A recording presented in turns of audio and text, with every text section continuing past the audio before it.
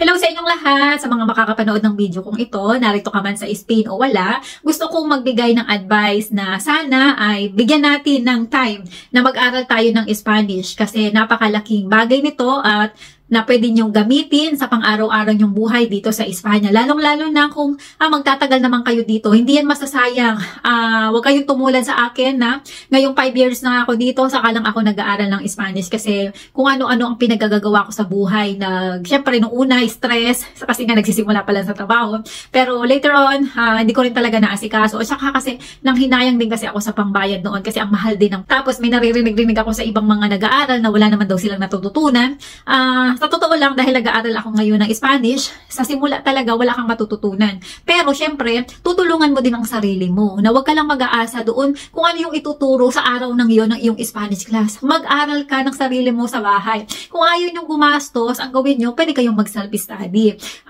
Sa totoo lang talaga, napakahirap mag-aral ng Spanish. Kasi nga, pero syempre sabihin ng iba, mas mahirap yung ibang language. Syempre, mas mahirap naman talaga. Pero syempre, hindi rin naman talaga ganun kadali mag-aral ng Spanish. Lalo na pagod tayo sa trabaho, gusto na nating mahiga, mag-relax, manood ng mga nakakaaliw na mga palabas diyan sa ating mga telepono. Pero sana ay wag nating palampasin ang pagkakataon na kahit papaano ay makapag-aral tayo para makaintindi tayo kung merong mga Espanyol na kumakausap sa atin. Kaya ako to nabanggit kasi meron akong kaibigan na nag-share sa akin ng experience niya. Siya ay nakapagmulta ng 40 euro. Actually, dapat ay 80 euro ang kanyang imumulta, ang kanyang penalty. Kaya lang, sinabi nung nagsingil sa kanya o nagbigay ng penalty na yon na 40 euro na lang ang bayaran niya. Ngayon, dahil din naman kasi hindi pa rin masyadong nakakaintindi ng Espanyol yung kaibigan ko at saka hindi pa rin masyadong nakakasalita ng Espanyol, ay hindi niya masyadong naintindihan kung ano ang ibig sabihin, kung bakit siya magpe-penalty.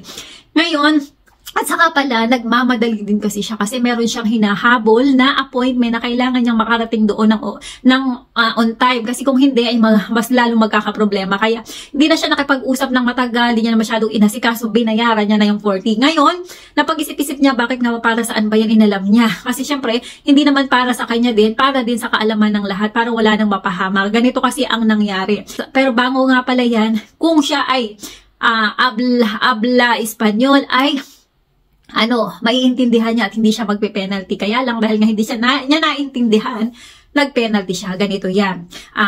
Dito sa Espanya o dito sa Madrid ay bawat location ay iba-iba ng bayad ng pamasahe. Mapatren man yan or bus. Dito kapag malapit ka lamang, 1.50 ang gada sakay. Ngayon, dahil nga pag magbibili ka ng pang-load o pamasahe na 10 biyahe, medyo may discount yan at naka-promo pa kasi ngayon. Ngayon, halimbawa, nag-load ka ng 10 biyahe o 10 sakay. Ngayon, dahil malapit lang, either sumakay ka ng bus o metro o train. Now, metro kasi our train ay parehas. Yun, tawag lang yun. Metro, ayun yung tinatawag na train dito sa around Madrid.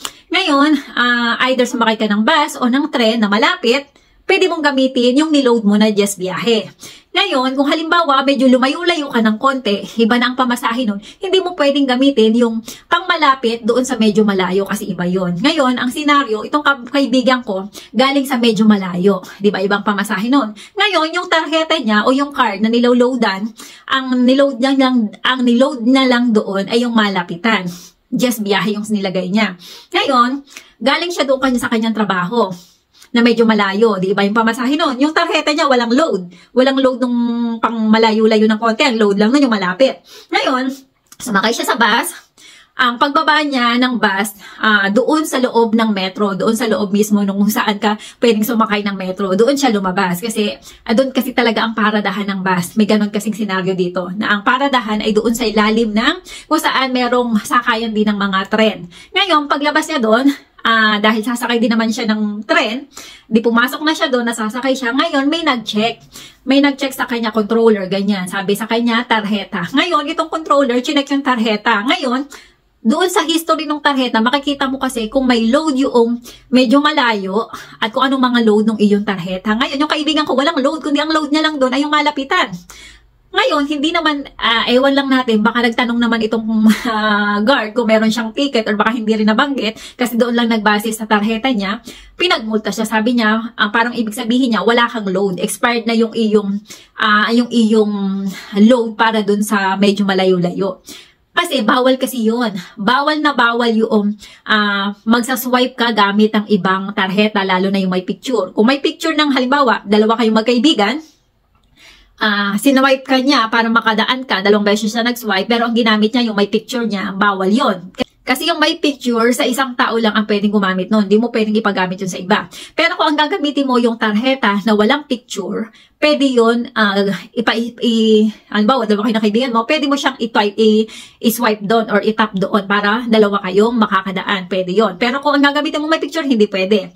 Ngayon, dahil nga sa nakita doon noong security na wala siyang history, wala siyang niload, na nung medyo malayo kung saan siya galing, ay pinag-penalty siya. Dahil hindi niya naipakita, hindi niya rin naman kasi alam kung anong ipinagdadada nung security na yon, na hinahanapan pala siya noong sumakay nga siya doon na galing siya sa medyo malayo at wala siyang pamasahe. Yung kasi ang point nun, asan yung pamasahe mo? Kasi bawal yun, yung sumakay ka nang hindi ka nagbayad. Bawal yun, malaki ang penalty. Kaya yung pinag-penalty siya ng 40, tapos nabigyan ng discount, dapat nga ay €80 pero 40 na lang ang siningil. Kaya yan, ang paalala ko sa inyo, if ever may magsisita sa inyo na security, at wala namang kayong binayolate na batas, hindi kayo dumaan ng hindi nag-swipe. Kasi minsan, halimbawa, nag-swipe yung sinundan mo, tapos binilisan mo, nagsumunod ka.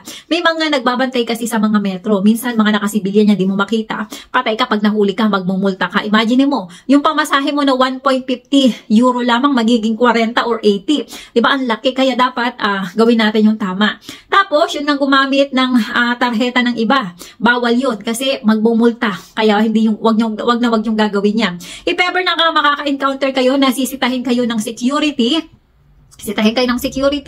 ay basta wala kayong binayolate doon sa mga yon, yung hindi kayo nagbayad kayo, tapos hindi kayo gumamit ng ibang tarjeta, wala kayong dapat penalty. Kailangan humanap kayo ng marunong makipag-usap. Kaya ang pakiusap ko, dapat mag-aral kayo ng Espanyol. Lagay ito bulad sa akin. Ayan, para hindi kayo makatulad doon sa kaibigan ko na nag-penalty. Ngayon, ipaparipan sana. Ayun pala ganito.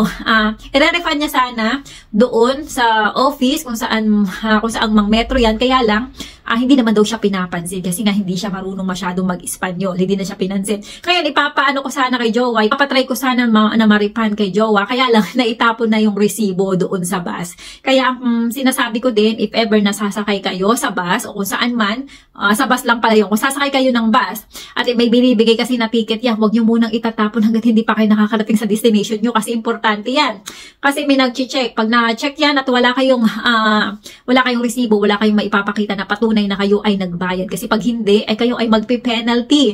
Kaya yan, sa mga kababayan natin, sana ay makatulong ang video ito para hindi kayo mapahamak at hindi kayo mag-penalty kasi napakalaking bagay na rin ng €40 or kung hindi pa kayo bibigyan ng discount, €80. Ayan, sayang naman. Kaya ayan, maraming salamat at sana ay mag-focus kayo, bigyan nyo ng chance na matuto kayong mag-Espanyol. Pwede kayong mag-aral ng sarili nyo, manood ng YouTube, magbasa na kung anik-anik na naka-Spanish. Ayan, good luck sa inyo. Alam kong mahirap kasi hindi ko talaga nagawa. Pero huwag nyo akong gayahin. Ayan, maraming salamat at sana ay makatulong ang video ito. Ayan, sa mga pupunta din sa Espanya, kita-kita tayo. Salamat!